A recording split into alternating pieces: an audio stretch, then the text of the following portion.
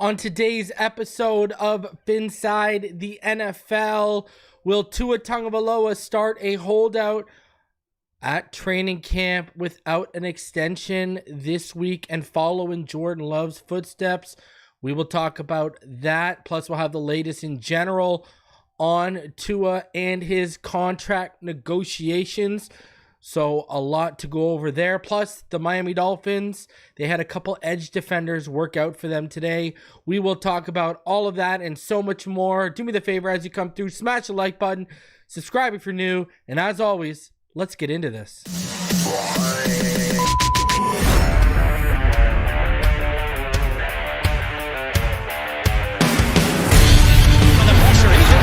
Loses the football. Touchdown! Got it! You have got to be kidding me. Jalen Waddle has a Dolphin touchdown. And he will score! Field down the near side, man open. Touchdown!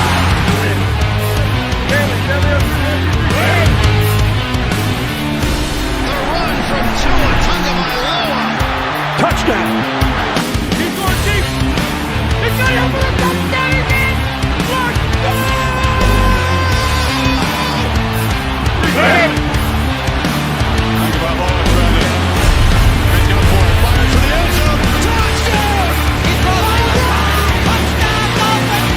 Beautiful day to be a Dolphin fan. Let's go!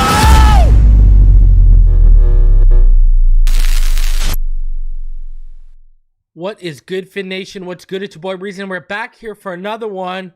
Appreciate all y'all for tuning in on this Monday evening, pulling yourself away from work, family dinner, whatever. Hey, even college football 25, whatever the deal is. I thank y'all for coming through. Got a lot to talk about. If you haven't had a chance, go check out yesterday's episode of Dolphins After Dark, where we discussed all the training camp battles to look forward to as training camp begins this week. Again, hope all of you are having a fantastic start to your week. Everyone knows Mondays are always the toughest, right? So shout out to Dolphin Night, aka Night, well, Dolphin Night on Twitter, Night on here. Shout out to Night gifting one Phinside The NFL membership that JDM Wizard was the benefactor of. Appreciate you, Night. Thank you for doing that. By the way, if you happen to have a chance to catch part one of the Travis Wingfield interview on Sideline T, I believe part two is dropping tonight around 8 o'clock. Darth Logan says, I'm currently playing college football 25. I can listen and play. I ain't even going to lie, bro. Listen, I joined Michigan in year one, won the national championship, and I transfer portaled out of there to Florida. And the reason why I joined Michigan was because it was a 5-star school with a quick path to being the starting quarterback. So I played the game. I didn't let the game play me on that one. That's for sure. Guys, do me the favor, smash the like button, subscribe if you're new. Also, if you have notifications set to on, the YouTube app just recently updated, so it might have changed notifications from all to personalized. So make sure you go over, click that notification bell, and make sure you get all notifications for when we go live, especially with training camp coming this week. Speaking of training camp, looks like I'm going to be down there for the joint practice between the Falcons and the Dolphins. All right, everything is in motion. I should be booking everything tonight, in fact. So, yeah, hey, if you are around and you want to see me, we can definitely set something up, all right? Because I'm already going to be planning to meet up with a few people. So, appreciate you. All who want to come through and meet up, because I know y'all been bugging me. Let's get together. Let's do a get together. So we'll get something rolling, maybe a little Phinside get together, and I'll hire bodyguards and security to keep all of you off of Brittany and Jennifer. All right, don't worry, I got it all figured out. Man, in case you didn't hear today, Jordan Love showed up, but and he trotted out on the field, but he won't be participating in major drills with the Packers until he gets his extension done. So, that extension probably going to come this week. That is definitely the vibe that's coming. What was it? Someone in the chat said, you going to that game too? Reason? No, I'm not going to the Falcons game. I'm basically going to come down from the 5th to the 9th, and then I'm going to be peace out. I'll be down for at least the Raiders game.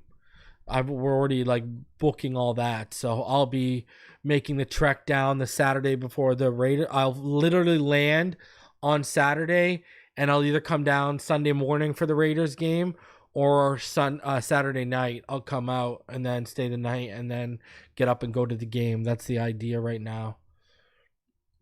Robert Ashton, hi from the UK, finally made it on time for live. Appreciate you coming through, man. So yeah, Jordan Love setting the precedent, and obviously, we already saw what Tua did in OTAs. On top of that, same representation. So, we'll talk about it here, but I think we know what the game plan is for Athletes First.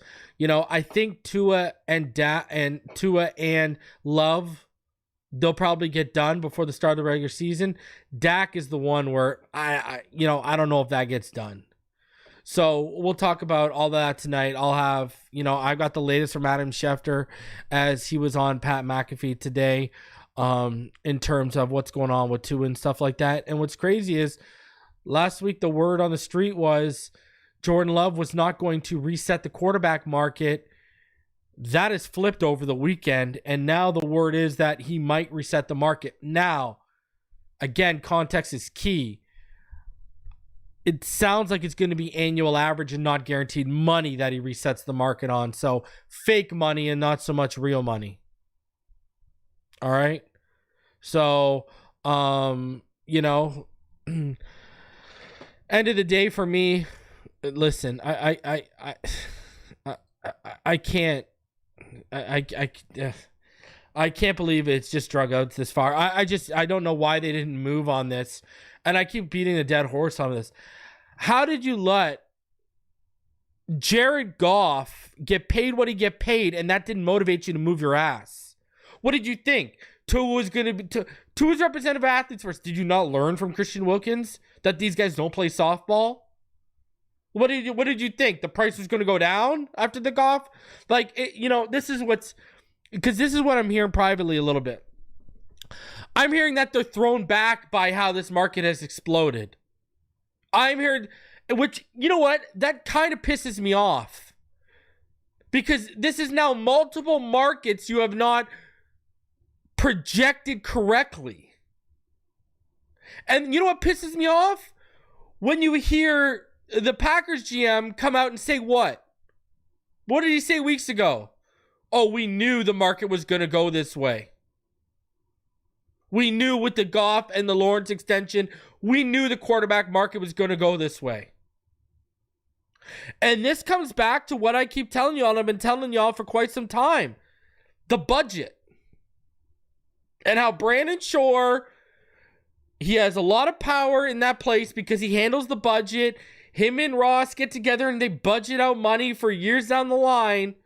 And when you do not project markets correctly, you are going to undersell your budget. You are going to undervalue what you should be paying players at certain positions. This is what pisses me off. And I'm going to be completely candid here. Because everyone knows I defend Greer. I defend Greer over a lot. But the one thing I always say about Greer, and I have since I've had this platform, is his inability to get out ahead of contracts. It's so frustrating. It's unbelievable. And here's where we're at. You were willing to give new money before the ink dried on Xavier Howard's contract. You were willing to give new money to him. We've been waiting, and we've had corners run through here since 2000. Obviously, Xavier Howard's the top of the cream of the crop, but still, I digress. Sean Smith, Vontae Davis, et cetera, et cetera. We've had guys roll through here, Brent Grimes, But the franchise quarterback is where you draw the line?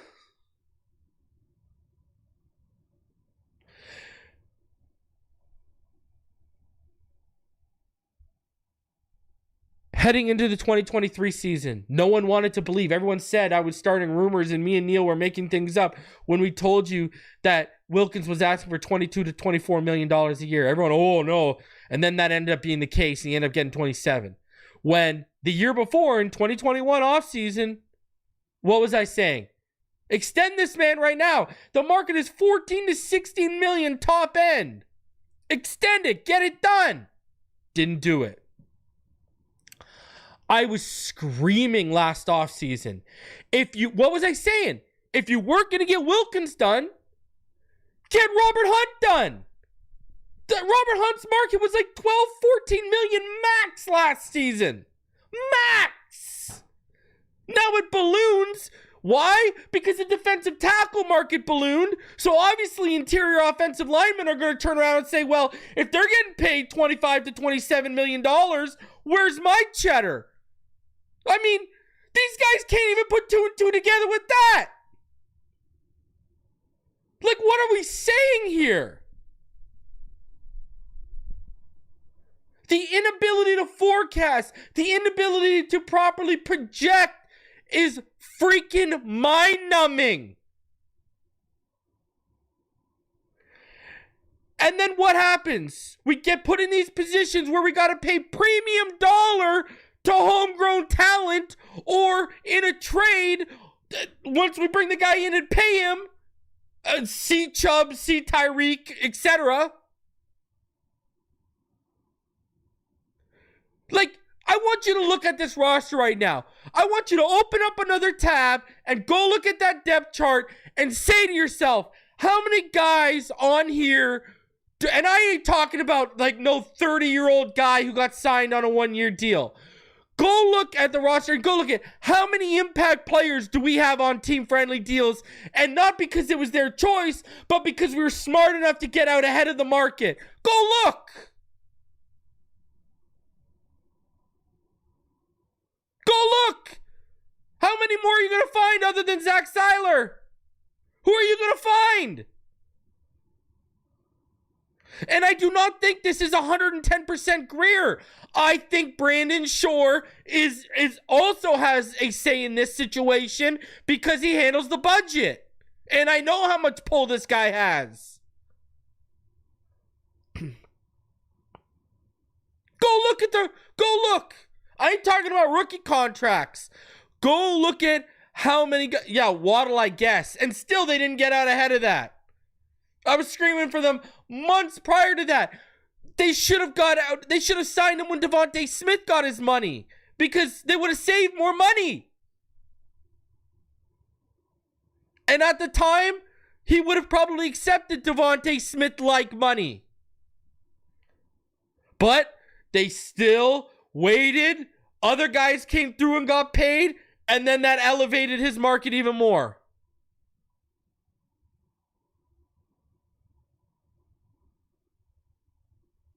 Like, that's what I'm just sitting here saying. And it's not just the quarterback. This is across the board. How did you not get out ahead of Robert Hunt last season? His market was like 12 to 14 million. You let it blow up to 20 million today. He's unaffordable.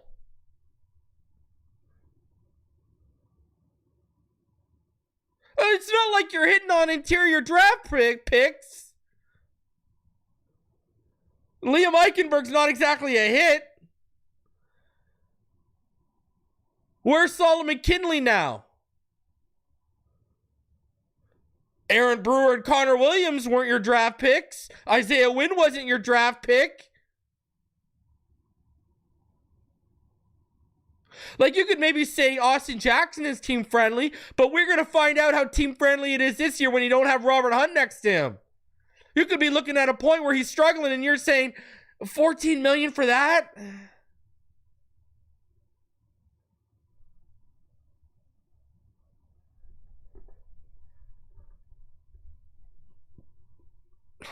I don't know, man. Like, Robert Hunt was your best offensive line hit since Tunsil Greer, and you didn't even properly project his market, and you let him walk out the door.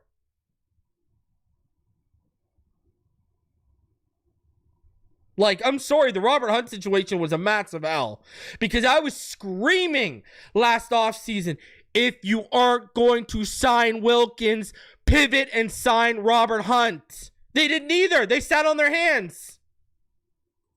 And then you know what happened? This is exactly what happened, because I found out this is what happened.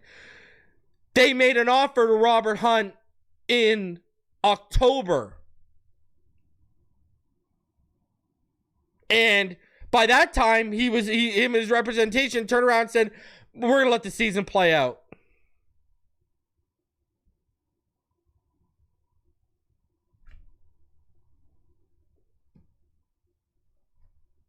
A lot can happen, you know, from June to October. And what happened was he knew he was playing good. They saw where the market was going. And they said, no, we'll let it play out. Now, had you made that offer back in May, June, you probably would have got a different outcome. But they didn't turn around and make an offer till like October. Like, what are you doing? This isn't just the quarterback. We are seeing a trend here. And it's not a very positive one.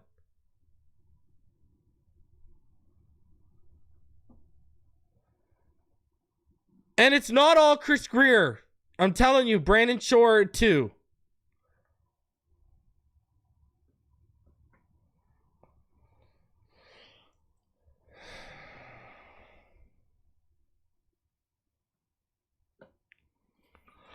Alf says, had Hunt accepted the offer he was made, Dolphin fans would have thought it was an overpay. He got double the offer.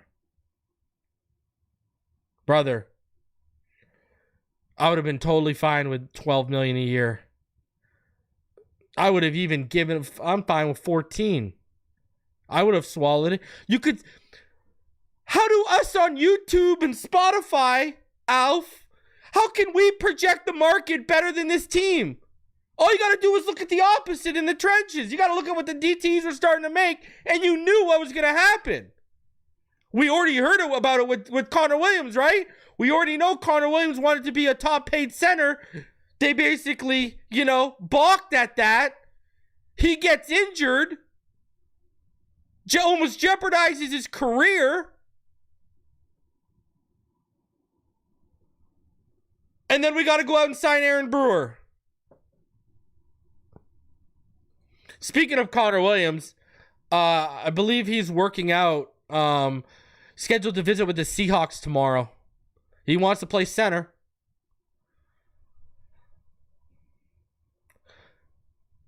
Listen, I know injury, that worked out in our favor, I guess, and that's a terrible thing to say.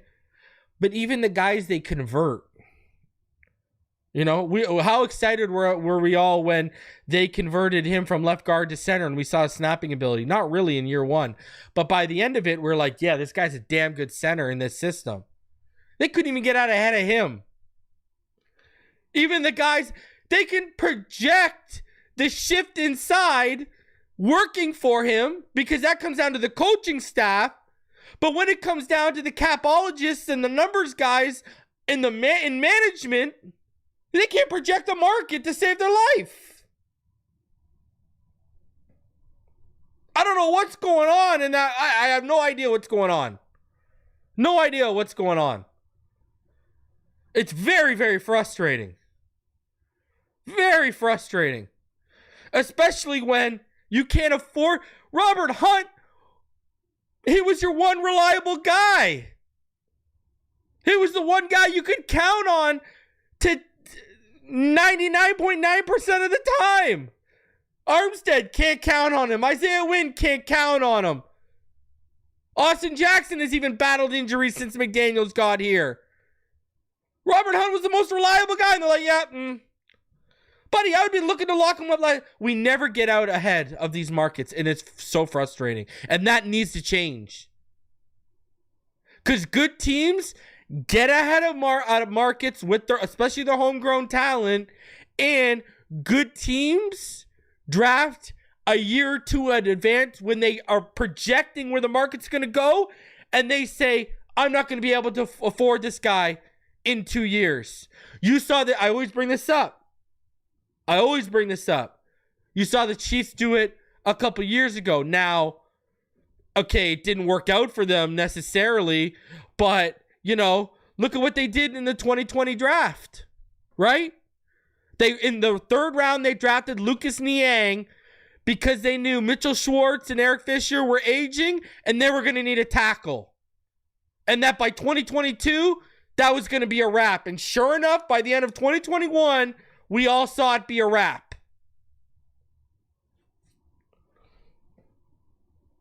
Good teams draft 2 years out to start supplementing a position of need that's going to come up in a year or two. And good management gets out ahead of projecting markets. And so you can look back when that market explodes and said, whew, thank God we got out ahead of that. We can't do either. That's how you keep Super Bowl windows open when you build rosters. But no, we're talking about a staff that'll throw an extra pick in to trade up for Liam Eichenberg with Creed Humphrey on the board when all of us are screaming, draft Creed, draft Creed, draft Creed. No. Let's package a pick and trade up for Liam Eichenberg and then basically attach ourselves to the hip of this player because what are we invested in no matter how low the valleys go. Because there ain't been many peaks. Sure, there's been a few peaks here and there, but the valleys have ran pretty low with Liam Eichenberg. And we're sitting here handing him a job again because of what we've invested.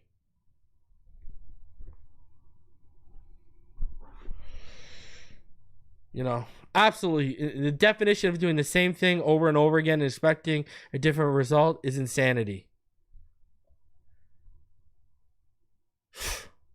I don't get it, man. These guys, you know what?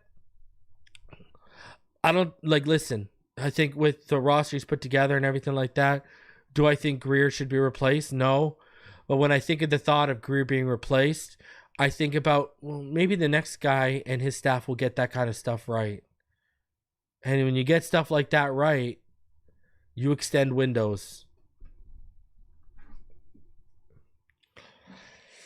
Hey, but on the flip side, you know, he has hit on a ton of draft picks. You know, 2021 class, other than Eichenberg, was pretty much good. And letting that jabroni Brian Flores draft Hunter Long, because I want my Boston College alum with my boy Quinn Miners on the board, who just became one of the top paid guards in the NFL.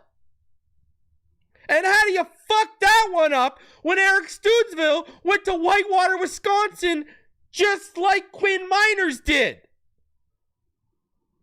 Holy! Oh. Please, God.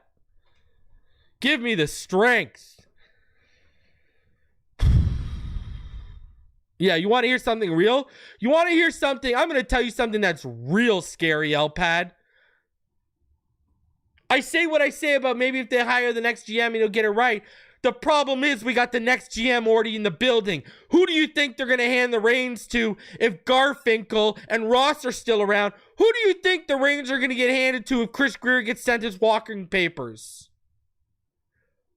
I'll give you one guess who I'm 99.9% sure is going to be the next GM if they fire Grier as long as Garfinkel and Ross are in the damn building. Boom, bada bing, Brandon Shore. The capologist and the budgeter.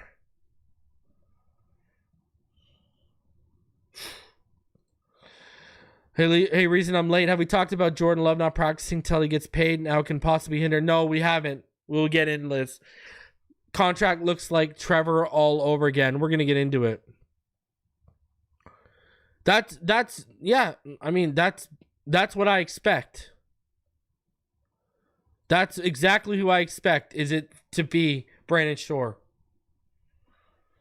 Now, if Garfinkel is out, then maybe not. Brother, Tua wasn't lying when he said the market is the market. And again, the Packers not only projected the market blowing up like this, they're fine with it. Anyways, let's get into it. We got a lot to talk about. Let's start off with the latest. We'll go over the latest Schefter had on Tua Tagovailoa. He's on Pat McAfee. Here you go. As a fellow Dolphin fan here, got another one in the building as well. Tua, we're hearing there's a big gap between what he wants, what the Dolphins are willing to give him.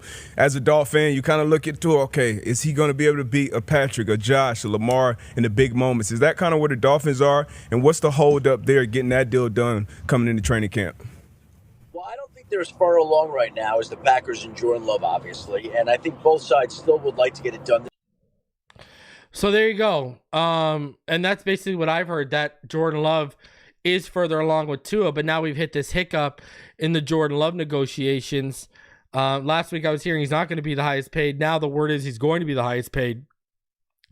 If Love gets signed before Tua shouldn't. Well, get ready for Tua not take another damn snap. Love. It sounds like Love's going to get paid first. Now, I know the Dolphins have been making a bit of a push here since late last week. They want to get something done by tomorrow. I know that. You know what I mean? That they want to get something done. Will they get something done? I don't know. I mean, they got to come up. You know?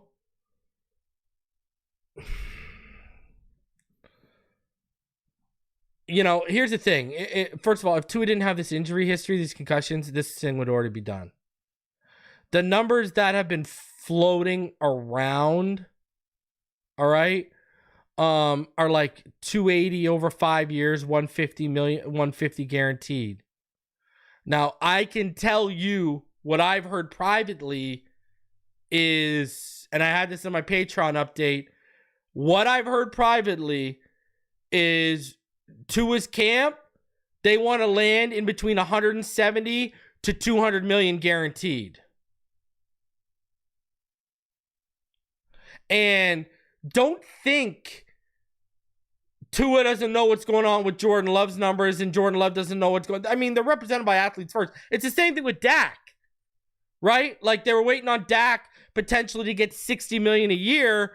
And the reason why they were waiting on that is because, again, they're all connected.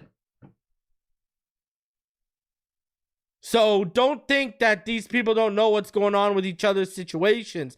And Tua's been in the MVP conversation in back-to-back years. Jordan Love played 8 good games. Now, I'm not going to knock Jordan Love because everyone knows I loved Burrow and Tua in the top 5. And if we couldn't get either one, I was advocating for trading back and getting Jordan Love.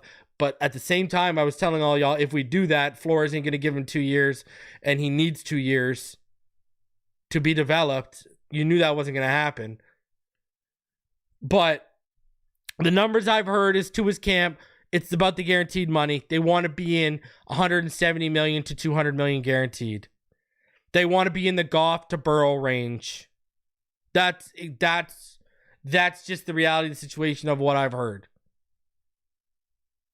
Now, will they find common ground? I.e., let's say the Dolphins are at 150 million guaranteed. He wants at least 170. Will they come in the middle at 160? I don't know. Your guess is as good as mine. But I do know since last week, both sides have been negotiating and the Dolphins want to get something done by this week, the start of training camp. Then again, remember, they wanted to get this all wrapped up by the new league year opening, and basically athletes first put a pause on it because of the whole Dak talk with 60 million. Then when Goff got paid, they circled back around, and then that's when athletes first started putting stories out through Jeremy Fowler and et cetera, and they were trying to push narratives, i.e., right, Tua skipping camp, skipping OTAs. We all poked holes in it. He had to fly out to QB, to work out with Tom House and everyone. We knew what was and John Beck. We knew what was going on there. Trust me, athletes, they monitor this kind of stuff. They saw how the fans were reacting to that. Didn't go over well. It was not a coincidence that 48 hours later, Jeremy Fowler was pushing a new narrative that, oh, well, they made an offer. It just wasn't good enough. Right? When we know Chris Greer doesn't like negotiations to be made public. So, Jordan Love, Tua Tagovailoa, and even Dak, they all go hand in hand. They're all represented by Athletes First. I've told y'all for years that what I've heard is Athletes First wants to represent every starting quarterback in the NFL. They literally want to have a monopoly on the quarterback market. I heard they were the ones putting out the word about, they were the ones making the fuss behind the scenes about Lamar Jackson and how he's negotiating with his mother and stuff like that. And then how rules started changing about how you have to actually, be an NFL represent, you have to be an agent with NFL credentials to be, handling contract negotiations. I heard that was Athletes First because Lamar Jackson turned them down. So, I mean, you're dealing with, they try to maximize every single dollar. That's just what they do.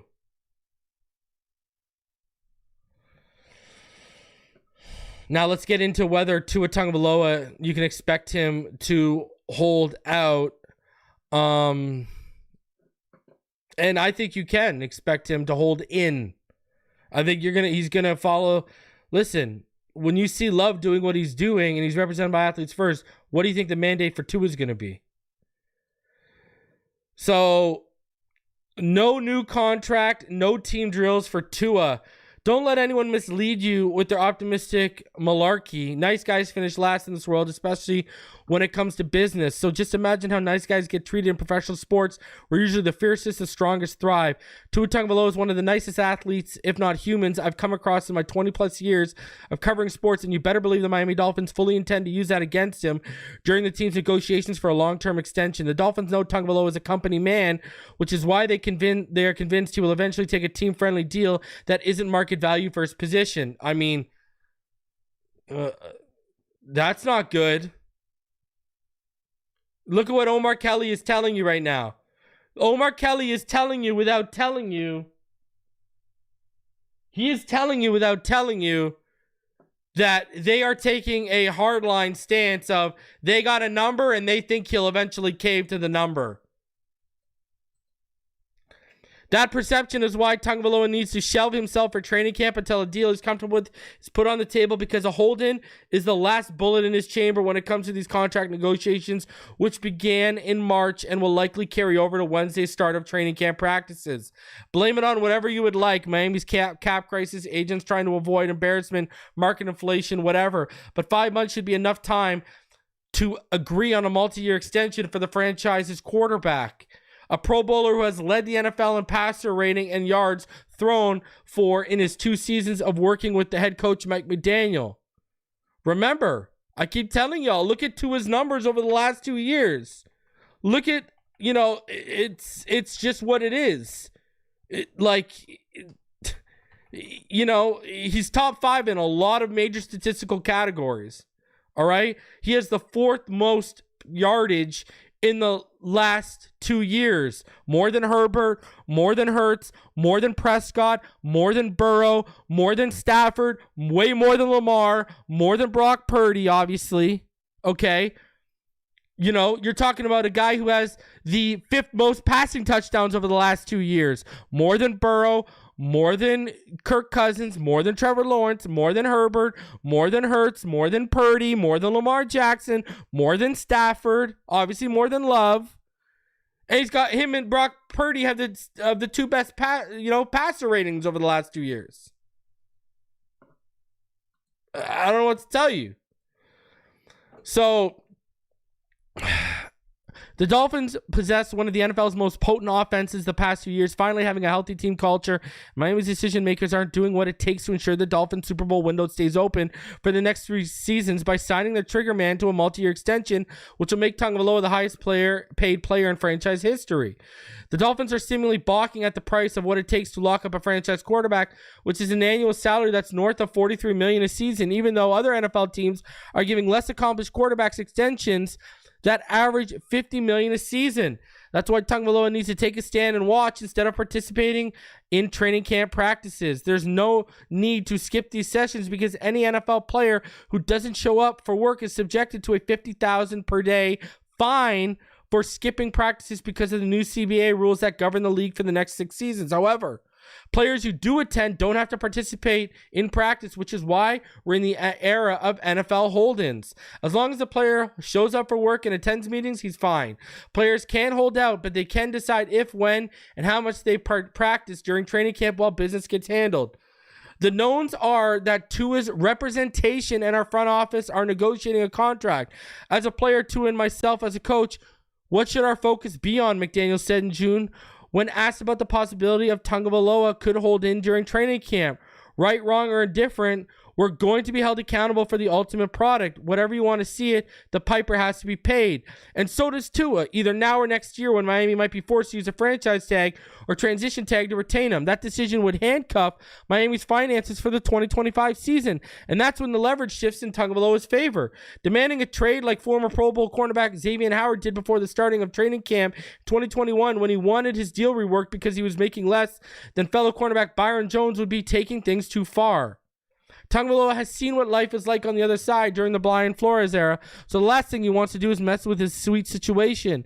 But he does need his money and must find a way to get general manager Chris Grier and the money people's attention. Tagovailoa can go about this 3 ways. He can attend training camp and not work till the deal gets done. That's the route quarterback Jordan Love, who is set to make $11 million this season and shares the same agency as Tagovailoa, is taking in Green Bay until the Packers come correct with the extension. Tagovailoa can do what he did during the offseason program, which is limit his participation to position drills and 7-on-7 work, skipping all the team 11-on-11 drills. That approach might stifle the offense's growth and the team's chemistry. Or he can do what defensive lineman Christian Wilkins did last camp, when he was in a similar position to Tagovailoa, being asked to play on a 5th-year option while a multi-year deal was being negotiated. Wilkins dominated during the first 2 weeks of training camp, proving he was ready to be a force in 2023, and he was producing 10 sacks. But Wilkins shut it down for the final 3 weeks of training camp, training on his own while his agent and the Dolphins worked on a deal that never came. Wilkins left the Dolphins this past offseason, signing a 4-year, $110 million contract with the Vegas Raiders that will pay him $28 million during the season during the next 3 years in guaranteed money. The Dolphins made a business decision, and so did Wilkins, a 3-year captain and the tone setter for last year's team. In sports, if a player holds out, he's selfish. But if a team doesn't want to pay a player their market value, then the organization is being smart, perceived to be doing the wise thing. We will learn exactly how tough Tua Tagovailoa can be in the coming days, if not weeks. But this is a perfect opportunity for him to show he's about his business, flipping the table over, proving he's not some pushover. So that becomes the real question. Is he going to do what he did in OTAs? Is he just going to participate in 7-on-7s and stay out of the team drills? Or is he going to do what Jordan Love is doing and not work at all? He'll just attend the meetings.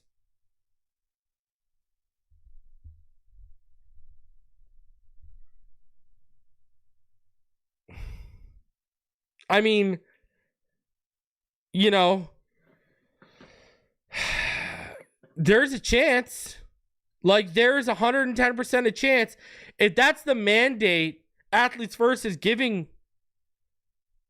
what if Tua says, hey, you know, I played a little ball during OTAs even though you hadn't extended me. I participated in 7-on-7s. I don't want to get hurt. I'll attend meetings. If you want my honest opinion, that's what I would do. I would let them see what we look like with Mike White and Skylar Thompson from day one. I would attend meetings, I would show up, but I wouldn't throw a football. Christian Wilkins' situation was a little bit different. Tua Tagovailoa just came off leading the league in passing yards. We know how efficient he can be in this offense. We know what he can do in this offense, and we know there's more gears he can find in this offense. He don't have anything to prove from that standpoint. Christian Wilkins was going out to show those first couple weeks, hey, I can be the pass rusher you need to be. Here's a little taste of it.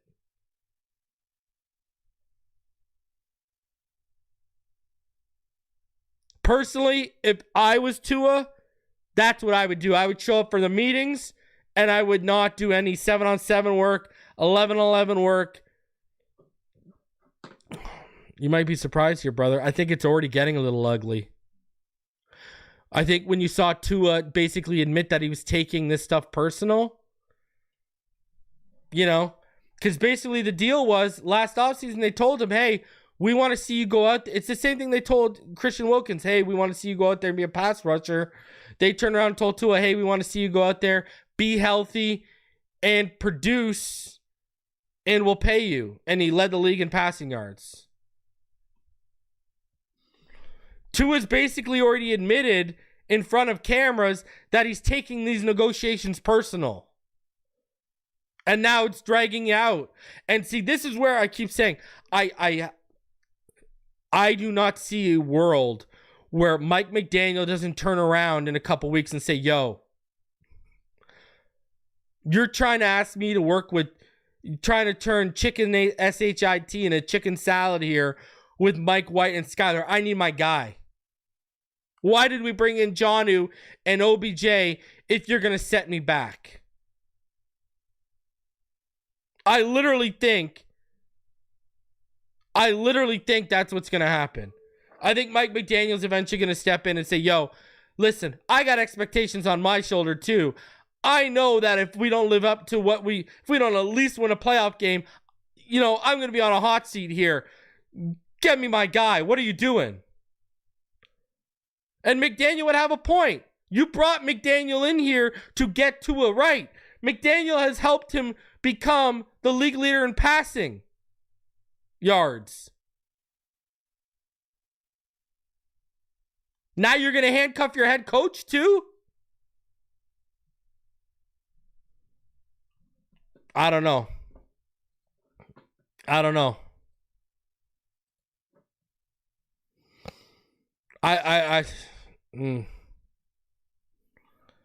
Yeah.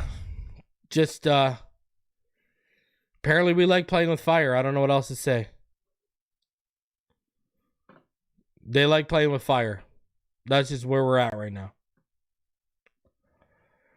Now, in case you were under a rock last night and didn't get the update,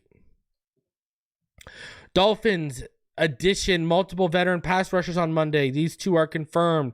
Scrambling for help in the wake of Shaquille Barrett's surprising retirement on Saturday, the Dolphins will work out veteran edge rushers Emmanuel Ogbah and Yannick Ngakoue, and possibly others on Monday. Both of those players' visits to Dolphins headquarters were confirmed by their agent Drew Rosenhaus during his weekly Sunday night segment on WSVN Fox 7. Ogbah, who was released by the Dolphins in February, could be a better fit in defensive coordinator Anthony Weaver's system than predecessor Vic Fangio's scheme.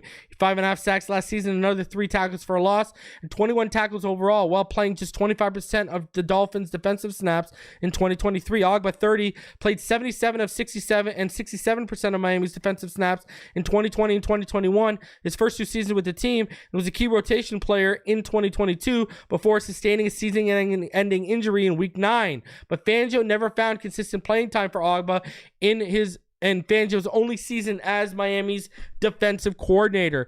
The 6'4", 275-pound Ogbah has 42.5 sacks and 41 tackles for a loss in an 8-year NFL career, and 24.5 sacks and 19 tackles for a loss in 4 seasons with Miami. Among front 7 players who also ranked among the league leaders in batted passes during his time with the Dolphins. Dolphins released him in February, 23 months after signing him to a 4-year, $65 million deal. He had no guaranteed money due in his final 2 seasons, and his release saved Miami $14 million in cap space. As for the other confirmed Monday workout, Ngakoue at 29 has played for 6 teams in an 8-year career and was a Pro Bowler once in 2017 when he had a career-high 12 sacks for Jacksonville. He had 22 tackles, including 6 for a loss and 4 sacks in 13 games, all starts for Chicago last season before sustaining season-ending broken ankle in Week 14. He was also a starter in the previous 2 seasons, starting all 17 games in a 10-sack season for Las Vegas in 2021, starting all 15 of his appearances in a 9.5-sack season for Indianapolis in 2022. The 6'2", 246-pound Ngakoue has 69 sacks, 71 tackles for a loss, and 21 forced fumbles in his 8-year career. If either Ogbah or Ngakoue signs with the Dolphins, it surely will be for less money than they earned a year ago. Ogbah had the Dolphins' highest paid base salary last season at $16 million, while Yannick Ngakoue earned $10.5 million on a 1-year deal with Chicago. The Dolphins are expected to add at least one veteran edge rusher after Barrett surprised the team by retiring on Saturday, citing a desire to shift his full focus to his wife and kids and helping them realize their dreams. Even with Barrett, the Dolphins already were thin at outside linebacker because starters Jalen Phillips and Bradley Chubb are recovering from major injuries and will begin training camp on the physically unable to perform list. Phillips, who sustained a torn Achilles tendon on November 24th against the Jets, is running fluidly and told ESPN in April that he'll be ready for the season, though he didn't clarify if he meant the September 8th season opener against Jacksonville. Chubb is recovering from a December 31st torn ACL in his right knee and could return at some point during the first half of the season. Outside linebacker Cam Good is also expected to be sidelined into the regular season after sustaining a torn patellar tendon during the Week 17 game against Buffalo. The Dolphins' top healthy outside linebackers are Chop Robinson and Mo Kamara. Other outside linebackers under contract are Quentin Bell, rookie Grayson Murphy, Zeke Vandenberg, Cam Brown, who's primarily a special teams player for the Giants but can play both inside and outside.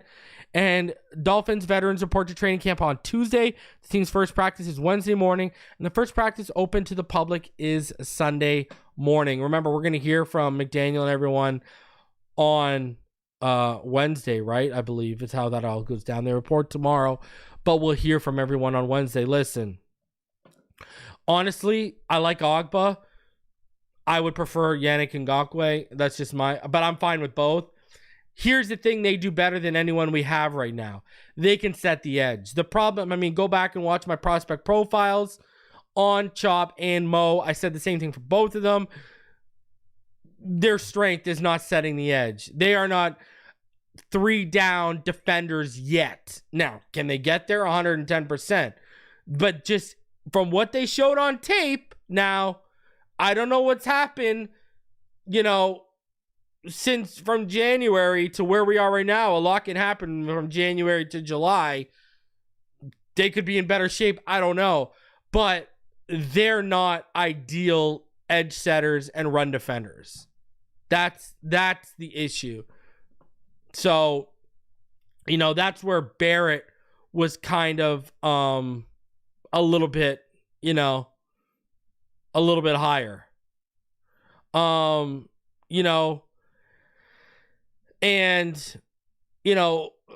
Apparently Drew Rosenhaus, in that same segment they referenced, he said that Shaq Barrett's retirement was even a surprise to him. Not Drew Rosenhaus, nor did the Miami Dolphins know that this decision was brewing. I'll tell you a quote from Drew Rosenhaus. He said, "I was surprised. Quote, he gave me a call and said he had been thinking about it for quite a while and talking over with his family and decided he wanted to spend time in the future as a father and as a husband. He told me he's very committed to being the best father he can be, and he thought this was the best time to step away from his commitment to professional football and dedicate himself to being a full-time dad. He told me this decision is final, but," this is what Drew Rosenhaus said, "but it wouldn't surprise me if in a couple weeks or a month or two he may decide he's able to balance his family and profession.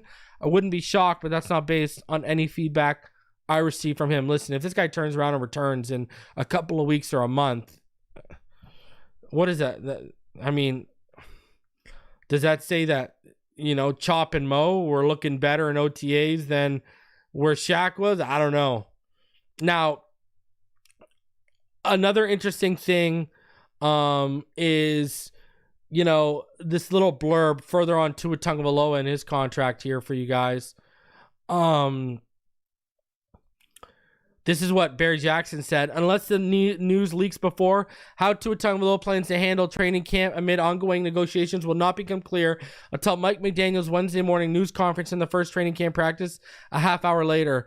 Packers quarterback Jordan Love, who like Tagovailoa is a 2020 draft class quarterback seeking a lucrative contract extension, won't participate in practices or games until a deal on a new contract has been struck, Green Bay management disclosed Monday. Love will attend meetings and be present at Packers training camp. The Dolphins and Tagovailoa have discussed a contract extension for months, but no deal was in place by Monday morning. The Dolphins and Tagovailoa are not as far along in discussions as Green Bay and Love are, as ESPN's Adam Schefter reported Monday. So, I mean, you've got the Packers GM coming up and basically saying, yeah, we're close. It sounds like, that, the expectation last week that was that the deal would get done and announced this week.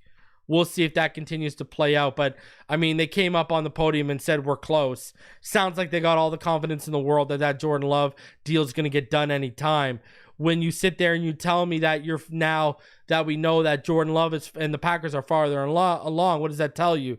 That tells you that unless, the next 12 hours or 12 to 24 or 24 to 48 hours spring a complete turnaround and a lot of progress is made, we're going to find out whether Tua is holding in or not participating. And listen, I said earlier, I wouldn't participate. We know clearly athletes first and Jordan Love. That's their mandate with Jordan Love. What are they going to say to Tua? Hey, they could say, hey, we played nice guy during OTAs. He was involved in 7-on-7s. He just didn't take part in 11-11 works. You know what he can do in this offense. You now with OBJ and Jonnu, you know how much better he can be in this offense. We don't got nothing to prove. You guys are worried about an injury history with him? Okay, cool. Well then, because you're worried with an injury history with him, why do we want to put him out there, trot him out there, and get injured and affect our money? They could throw that right back in their face. Oh, yeah, you think he's got an injury problem? Okay, well then, why would we trot him out there and potentially get hurt? So, I don't know.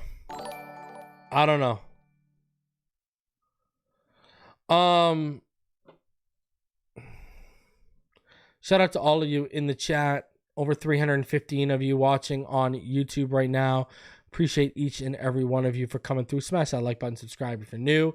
Is De'Von Achane, I want to hear yes or no in the chat right now. Is De'Von Achane a top 25 player under the age of 25? All right. Yeah, I know. Brittany nails it. If they're so worried about injuries, how about investing in the O-line? We got to put all these protections in your contract because you might get hurt. Oh, okay. Well, then why did you let Robert Hunt walk? Why, to have a battle with Eichenberg? Why have you not addressed the depth on that line? Because Isaiah Wynn and Taron Armstead can't stay healthy if the wind changes blowing from north to south. It's an oxymoron when you think about it. So let me know in the chat, is De'Von Achane a top 25 player under 25? Bleacher Report went ahead and they ranked, and they had him right at 25. They had De'Von Achane, 22 years old. The Bolt of Lightning scored 11 touchdowns in 11 games and averaged 7.8 yards per carry as a rookie. The trajectory is off the charts, even if the sample size is small. Ahead of him, they had J.O.K., Kyron Williams, Kayvon Thibodeau, George Pickens, Devin Witherspoon, Jahmyr Gibbs, Tyler Smith, Chris Olave, Bijan, Tyler Linderbaum, Puka. Puka kind of low, huh? After what he did last year, I would say Puka's kind of low. Puka should be higher than Garrett Wilson, in my opinion. Trent McDuffie, who should be higher than Garrett Wilson too. Trevor Lawrence, Patrick Surtain, Kyle Hamilton, Will Anderson, Aiden Hutchinson, Amon-Ra St. Brown, Penei Sewell, Brock Purdy, Jamar Chase, Sauce Gardner, and CJ. Man, this kid is so overrated. It's unbelievable. I tell you. My God. New York media just overrates. Now, I actually agree with a lot of these guys, you know. You're not going to hear much argument. I think Purdy and Stroud should be 1 and 2 based off what Purdy's done in his first 2 seasons. I mean, and I think Sewell should be 3. I think Amon-Ra should be in the top 5. Aiden Hutchinson's he's an absolute stud. I think Will Anderson's going to be good. You know what I mean? Kyle Hamilton and Patrick Surtain, can't really argue that. I think Garrett Wilson is too high, and I think Trevor Lawrence is too high. I think Puka Nacua and Trent McDuffie should be higher than Sauce, Garrett, and Trevor Lawrence. I honestly believe that. I'm not just saying that. Because I know there's people watching me and being like, yo, this guy is just a Jets hater. No, I just think the Jets are so vastly overrated. It's nuts. I mean, what are the Jets interns doing over there to the people in the national media to get this much love? Let me know. I don't get it. I saw someone today, I think it was Warren Sharp. He posted an image from USA Today Sports. First of all, in this image, they think the Dolphins are going to finish 8-9. Okay? They think the Jets are going to win the division at 12-5. The Packers are going to win their division. They think it's going to be a Jets-Packers Super Bowl, and USA Today Sports picked the Jets to beat the Packers in the Super Bowl. What are we saying with our lives right now? We've gone from the quarterback can't stay healthy. He's running for his life more than Tua is. And, what are we talking about here? Tua's undefeated against the Jets. Robert Saleh might be coaching his last season. And you got USA Today Sports picking them to win the Super Bowl. Wow. Absolutely ludicrous. Here, if you don't know what I'm talking about, I'll show you guys right now. Hold on. Let me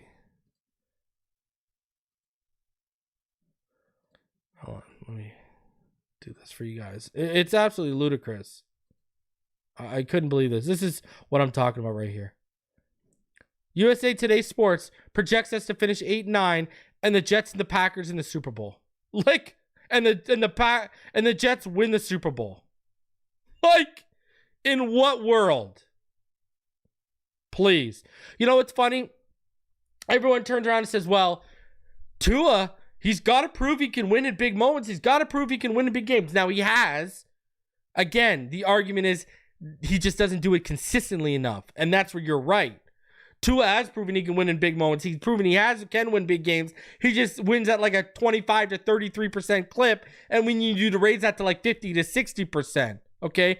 That's number one. Number two, if you're going to hold Tua to that standard, why aren't the Jets being held to that standard? Tua apparently can't win big games, but the Jets haven't beat Tua while he's been a starting quarterback in the NFL. It's unbelievable. Alf comes in and says the QB is on crack. The O-line is 1 injury away from disaster. The head coach is favored to be the first fired, and the defense has no depth. Yep, 12-5. It's ludicrous. It is ludicrous. I say this all the time, Alf. When I started doing this in 2019, because remember, I'm a Canada boy.